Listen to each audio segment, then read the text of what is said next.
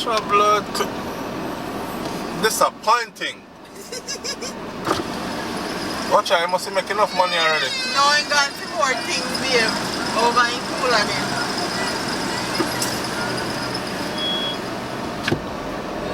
You want you to take it off and put it on. Alright, welcome back to SouFLoTV again, everybody. It is your host with the most. If you've never been here before, just go ahead and hit that subscribe button. Hit the bell next to the subscribe button so you're notified every time a new video goes up on SouFLoTV. We've been following this whole Clansman Wandan gang trial out of Jamaica, which is shaping up to be the biggest trial that has ever been tried in the Jamaica judicial system. Alright, this one right here is an attempt to take down over 30 members of what is known to be a infamous gang, the most notorious gang probably in Jamaica in these times. Alright, here's the update.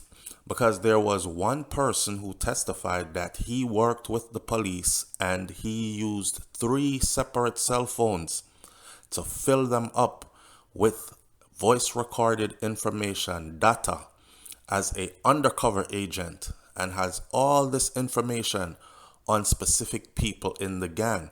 This is dangerous information to the gangsters or alleged gangsters, and this is stuff that can actually send them away. This is solid proof. However, the information needed to be vetted because, you know, people can splice and dice things and set you up. So they want to make sure in a court of law that they're dealing with something that is proper. This information was floating out there in the air with people like Digicel, Flow, those carriers not being too compliant with the demand for all that information.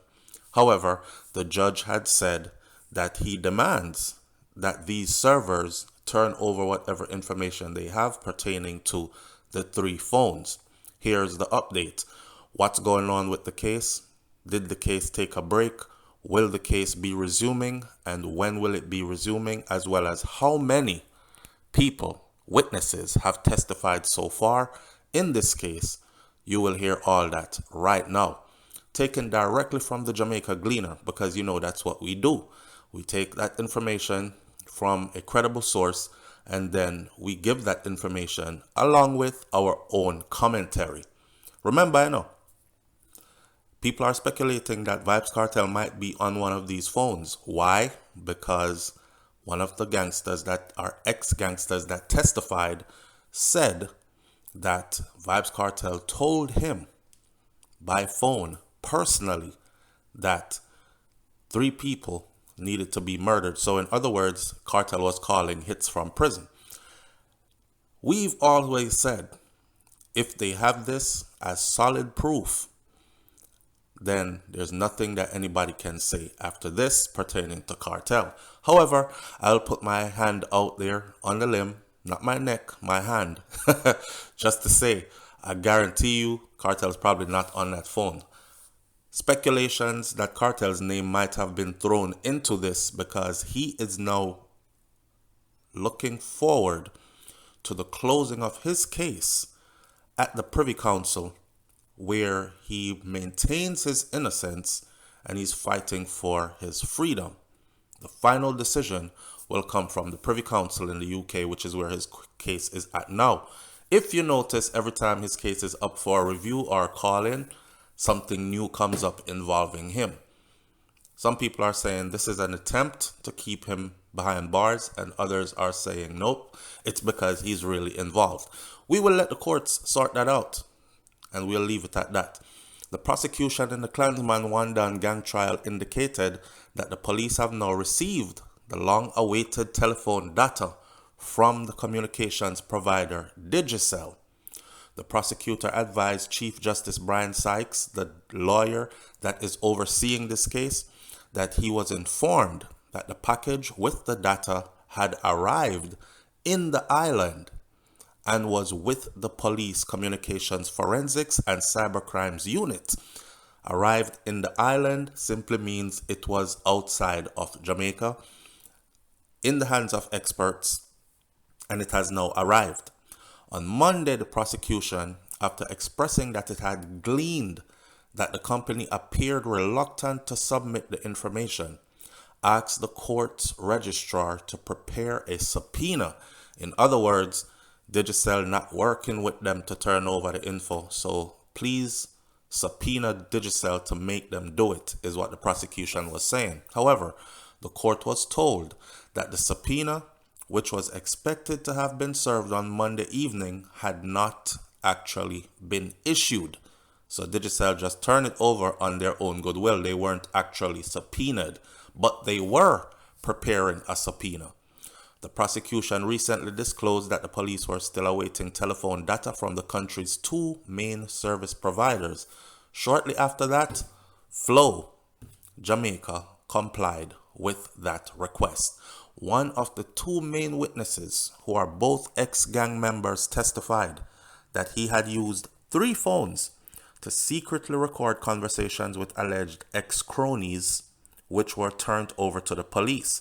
Remember, the 2 lead witnesses in this case have confessed that they themselves were active members in the gang. One has confessed to being a shooter, soldier, foot soldier, one who carry out the works, and another one has confessed to actually being a don, that he controlled an entire area, even though he still has kept himself out of any testimonies where violence was concerned. In any ways, him run a whole area, but him never harm nobody yet.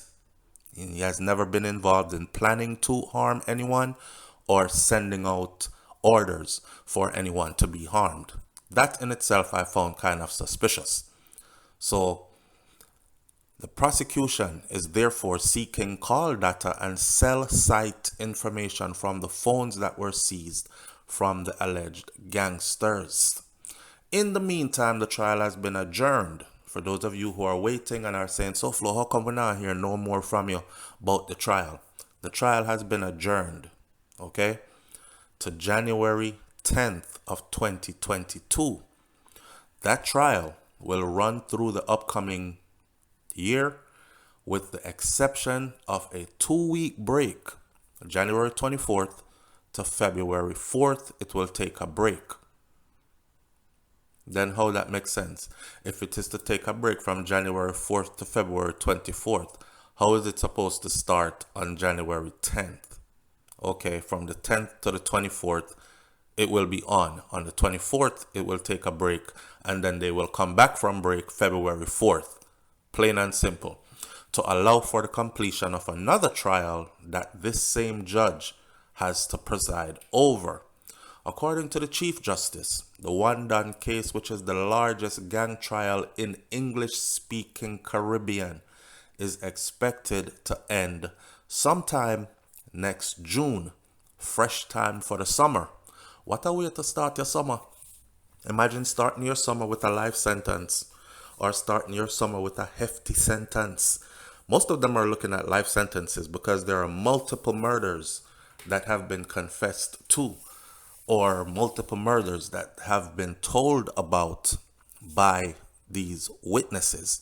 And if they can prove anything more than just mouth talk from a witness, we're looking at life sentences. The judge commended the police for their handling of the investigation, saying they did a good job. Lawyers too were praised for showing commitment that has allowed the trial to proceed without any undue delays. So everybody is on the ball. Everybody is rolling. They have this thing in the bag. It's going. He also thanked the court's information technology staff for technical support that has facilitated the trial being conducted through video and audio links, connecting the 2 courtrooms that are being used to accommodate the 33 defendants and the more than 30 attorneys at law. I believe it says that 17 witnesses have taken the stand so far. However, he said that there is still a significant way to go, because 17 out of the 31 witnesses in the trial have already taken the stand. Now here's the thing. 17 of the 31 have already taken the stand. That means we have a whole lot of catching up to do. to find out what has been said. Cause I'm curious, cause this coming like a movie, right? And when you miss out a couple scenes of the movie, when you're into the movie and you miss out a couple scenes, you kind of forget or don't know what's going on or what led up to what. So we are trying to find out right now what the 17 witness. Well, we probably know about 2 or 3 of them. So there's probably about 14, 15 of them that we don't know about what was said. Are they also people who used to be members of the gang, just like the other 2 first ones, and they have also turned states and are working with prosecution to bring the others in to serve prison time? Because if that many people snitch, then whoa is all I can say. This is a flip over, a turn on the head.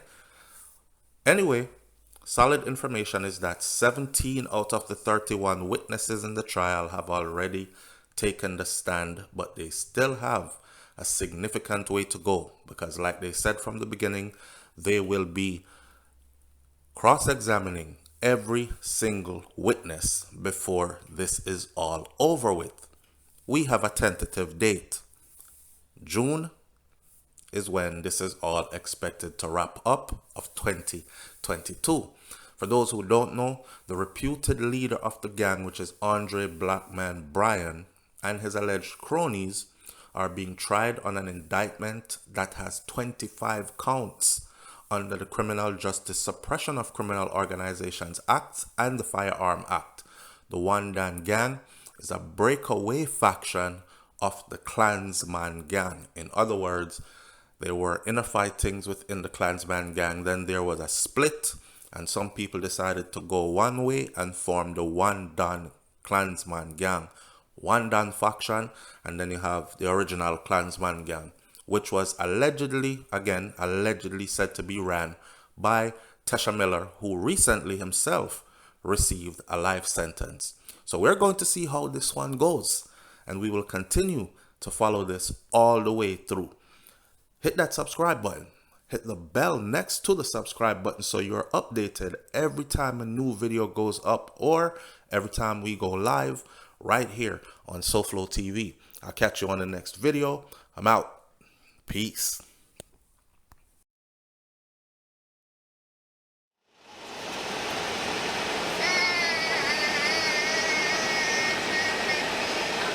Look what they did with that on the trees.